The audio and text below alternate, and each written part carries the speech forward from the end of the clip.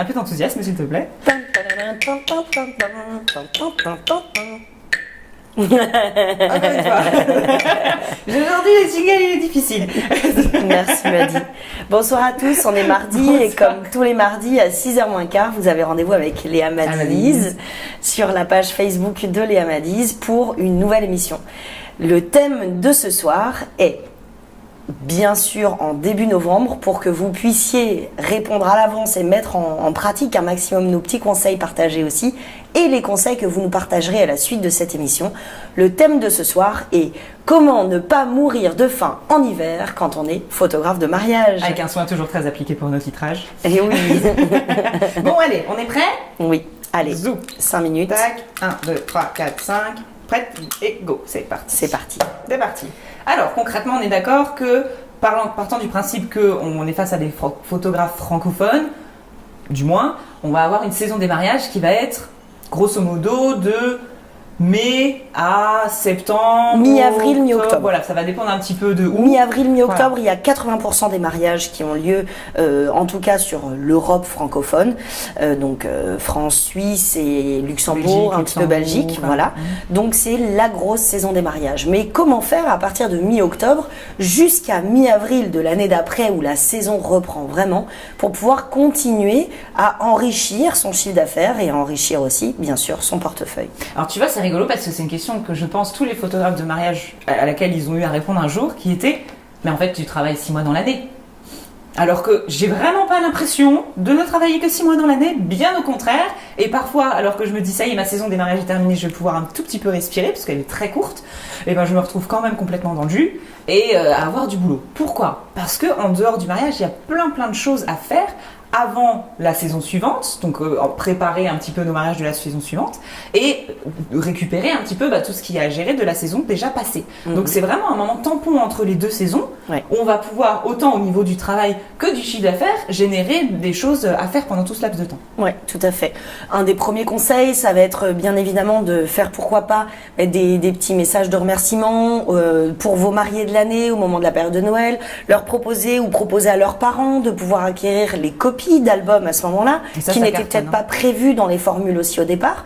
C'est le moment aussi pour vous de préparer des publications pour les différents prestataires que vous avez eu la chance d'accompagner lors de différents mariages et donc de pouvoir leur envoyer ces images-là en off une fois la saison passée.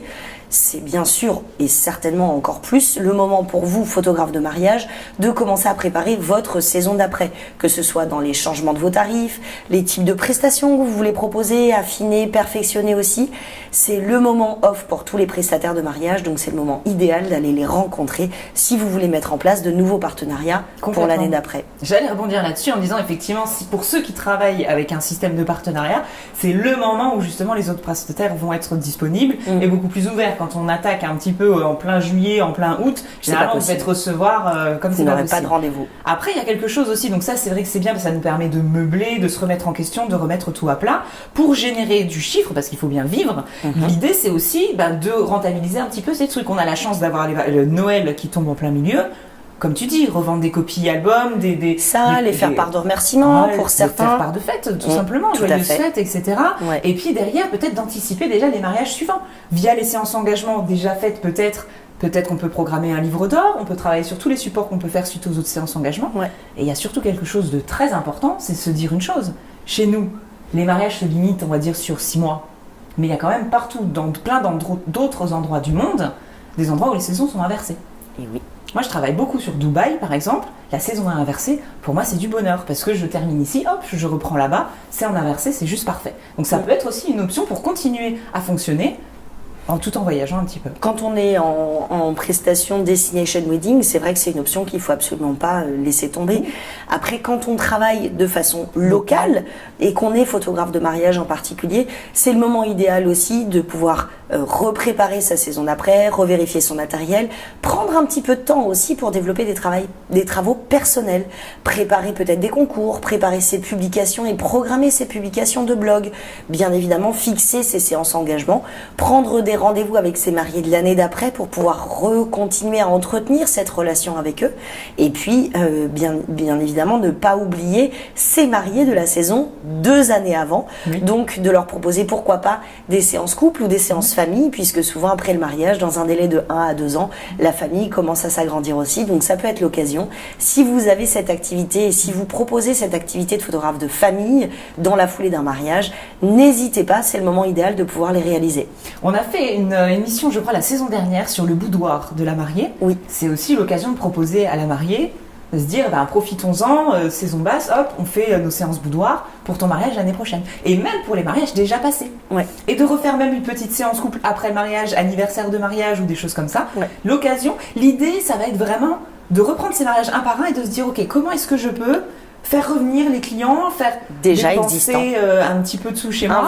Investir, merci. Voilà, investir un petit peu plus suite au mariage. Ouais. Il y a énormément de choses. On parlait des copies parents. Moi, j'insiste un petit peu là-dessus parce que c'est vrai que c'est quelque chose qui peut vraiment arriver en deuxième partie, entre autres grâce à Noël. Mais tous ces cadeaux-là, ça peut être vraiment une opportunité. Revoir peut-être les anniversaires aussi. Ouais. C'est l'anniversaire de tel machin. L'anniversaire de son mariage, fichier, les anniversaires de chacun des mariés. de chacun des mariés. N'oubliez pas que ça vous coûtera toujours beaucoup plus cher d'aller chercher des nouveaux clients que de travailler avec votre clientèle existante. Qui est déjà conquise. Exactement. Ça coûte 60% moins cher de travailler avec une clientèle qui est déjà existante, qui vous connaît déjà, qui connaît vos modes de fonctionnement, plutôt que d'aller chercher une nouvelle clientèle et d'aller la conquérir. Donc il n'y a plus qu'à. Voilà. N'hésitez pas à partager avec nous vos idées. Justement, comment vous faites pendant la saison basse? Qu'est-ce que vous faites comme activité? Quels sont vos petits plus? On est dans un esprit de partage avec les Amadis, donc n'hésitez pas à nous donner vos petits coups de pouce, vos petits coups de main, vos petites idées. C'est toujours bienvenu. Oui, vos commentaires en dessous de cette vidéo et bien sûr vos retours d'expérience à vous, vos questionnements, n'hésitez surtout pas. Oui. On est là pour continuer à partager bien au-delà de juste les émissions. C'est exactement comme ça qu'on construit toutes nos saisons, c'est aussi avec vos retours et vos idées, donc vous faites les Amadis. Merci encore de votre soutien et on vous donne rendez-vous bien sûr la semaine prochaine à mardi, donc 6h moins quart pour le prochain rendez-vous avec les Amadis. Santé. Santé.